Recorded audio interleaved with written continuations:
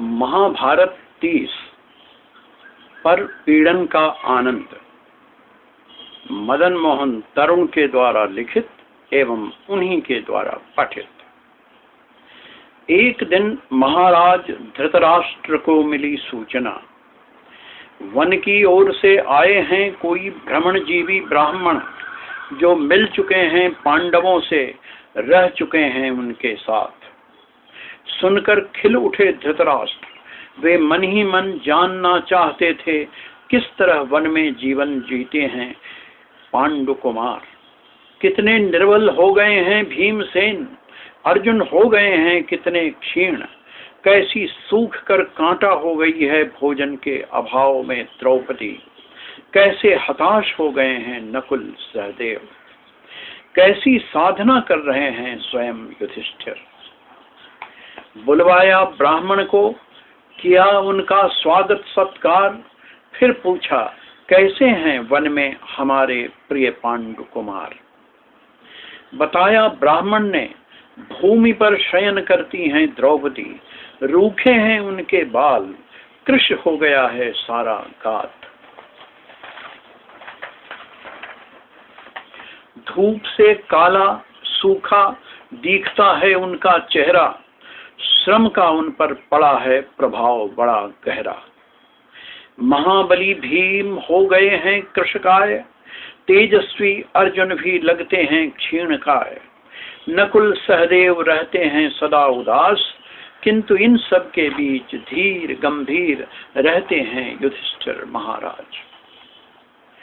सुनकर सारी बातें, पांडवों का अभाव भरा जीवन, न जाने क्यों धृतराष्ट्र को मिली अपरिमित शांति। तुरंत पहुंचा दुर्योधन तक यह समाचार। शकुनी, दुशासन, कर्ण सबने सुना यह संवाद। खिल उठे सबके चेहरे, जैसे प्राप्त हो गया उन्हें सारा संसार। बोले शकुनी जो दुर्योधन से, भरत नंदन कौन है अब पृथ्वी पर तुमसे अधिक यशस्वी और सुखी। तुमने सब छीन लिया जो भी था पांडवों के पास। अब उनका जीना हो गया है मरण समान। हो गए वे राहों के भटकते अनाश्रित राहगीर, और तुम हो गए संपन्न विख्यात वीर। किंतु इसका आनंद तब है जब हम वन में जाएं, अपना ऐश्वर्य प्रदर्शित कर उन्हें चिढ़ाएं।